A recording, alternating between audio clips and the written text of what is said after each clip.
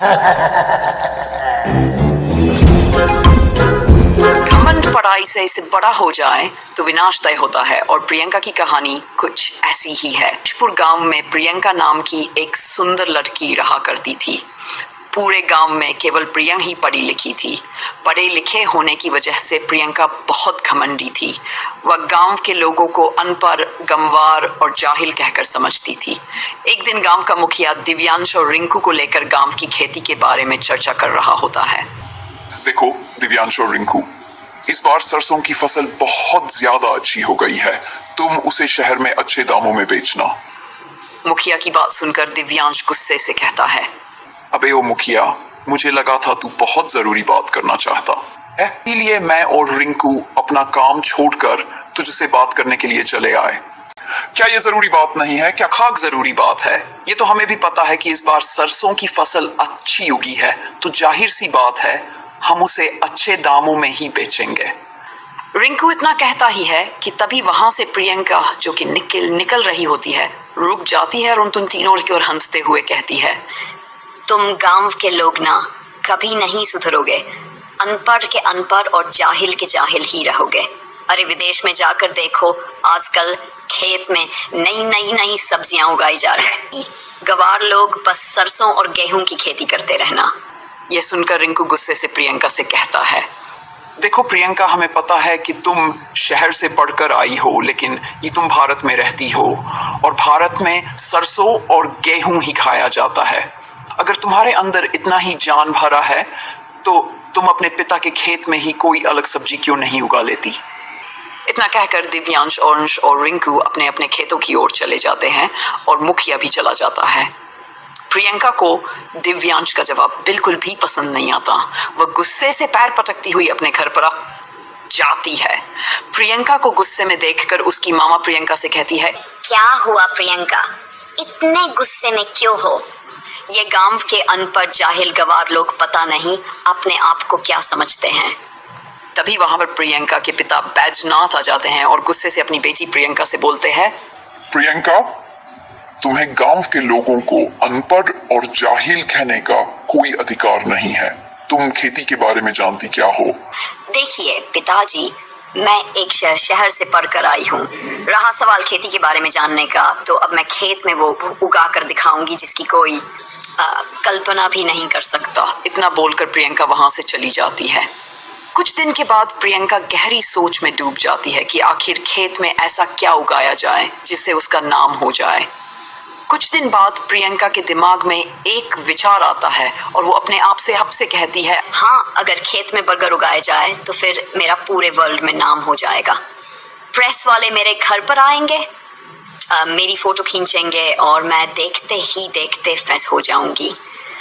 लेकिन इसके लिए मुझे सबसे पहले इंटरनेट पर सर्च करना होगा।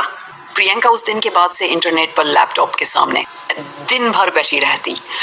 एक दिन प्रियंका अपने पिता बैजनाथ से कहती है, पिताजी, अब आप खेत पर नहीं जाएंगे, खेत में मैं जाऊंगी। अरे पागल हो गई हो क्या? तुम खेत में जाकर क्या करोगी? पिताजी, मैं खेत में बर्गर को उगाऊंगी और सारी दुनिया को चौंका दूंगी। इतना बोलकर प्रियंका अपने घर से बाहर निकल जाती है। प्रियंका कुछ दूर जाती है कि तभी उसे गांव के युवक अनुराग और आर्यन मिल जाते हैं। अनुराग और आर्यन अक्सर प्रियंका को पढ़ाई देवी कहकर चिढ़ाते थे। अनुराग प्रियंका को देखकर हंसते हुए कहता है, अरे क्या हुआ पढ़ाई देवी, इतने गुस्से में क्यों नजर आ रही हो? प्रियंका गुस्से से कहती है, तुम गवार गांव वालों को लगता है कि खेत में केवल सरसों और गेहूं ही उगाया जा सकता है, लेकिन मैं खेत में बर्गर उगा कर दिखाऊंगी। लगता है ज्यादा पढ़ाई करके तुम्हारा दिमाग खिसक गया है पढ़ाई देवी। अरे मैंने सुना था शहर में पढ़ने वालों का दिमाग खराब हो जाता है, लेकिन आज देख लिया। अरे पढ़ाई देवी, खेत में बर्गर नहीं उगते, लेकिन मैं उगा कर दिखाऊंगी। इतना खाकर प्रियंका सीधे गांव में बर्गर की दुकान पर जाती है और दुकानदार से बहुत सारे बर्गर देने को कहती है। हाँ, इतने सारे बर्गर तुम अकेले तो नहीं खा सकती, क्या घर में कोई मेहमान आए हैं?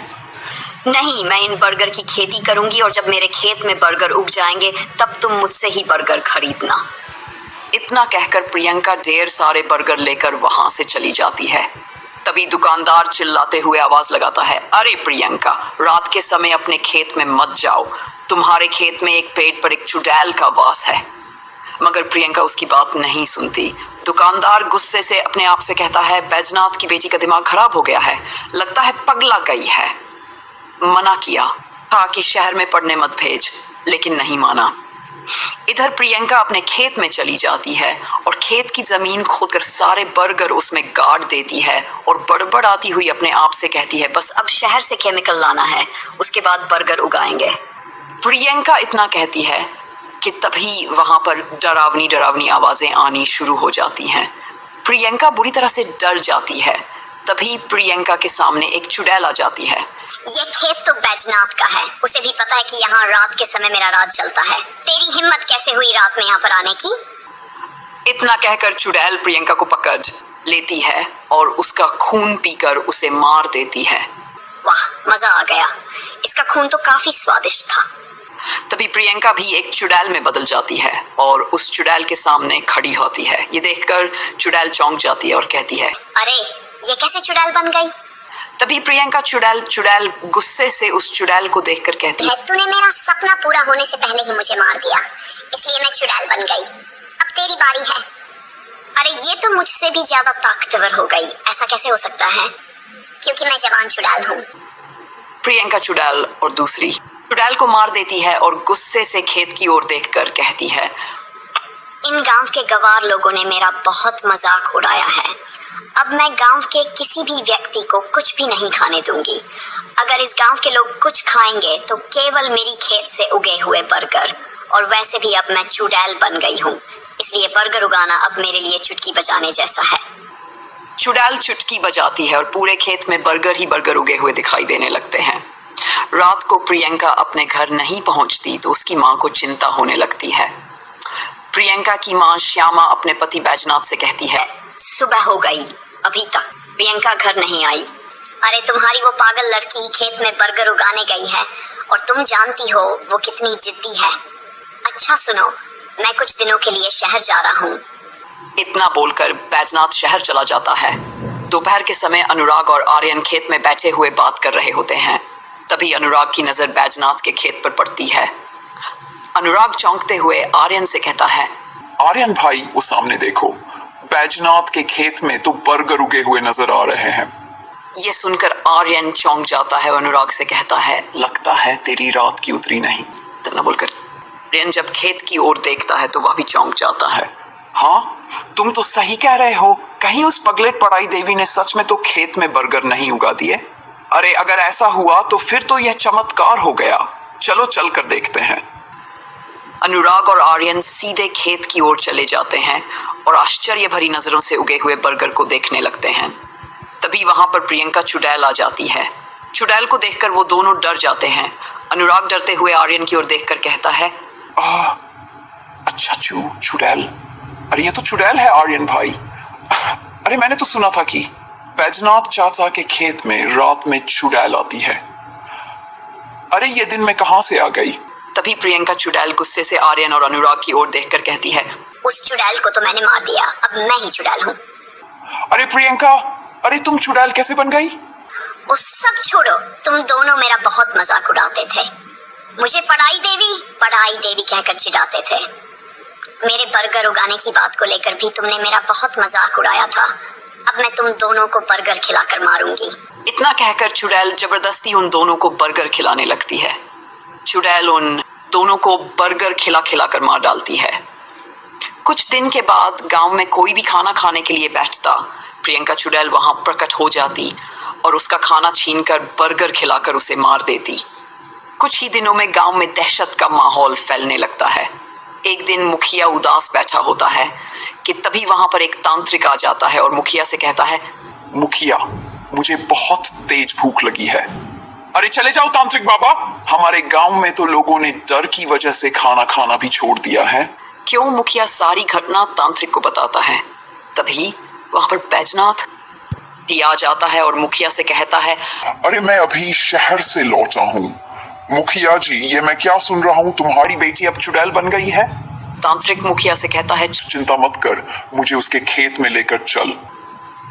कुछ ही देर में मैं तांत्रिक गांव वालों को ले खेत में पहुंच जाता है और मुखिया से कहता है, प्रियंका चुड़ैल की आत्मा बर्गर के खेत में बसी हुई है, इस खेत को आग लगा दे।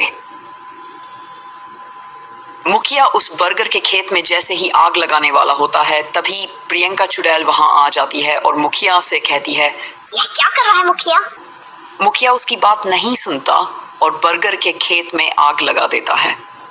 बर्गर का खेत जैसे ही जलता है प्रियंका चुड़ैल के शरीर में आग लग जाती है और वह जलकर राख हो जाती है और उस दिन से गांव वालों को प्रियंका चुड़ैल से मुक्ति मिल जाती है। घमंड और जिद का अंजाम हमेशा बुरा होता है। सपने देखो लेकिन जमीन से जुड़े रहो। अगर आपको ये कहानी पसंद आई हो तो एक लाइक जरूर ठोकिए। ऐसी ही डरावनी और मजेदार कहानियों के लिए सब्सक्राइब कीजिए और कमेंट करके बताइए अगर आपके खेत में बर्गर उगते तो क्या होता।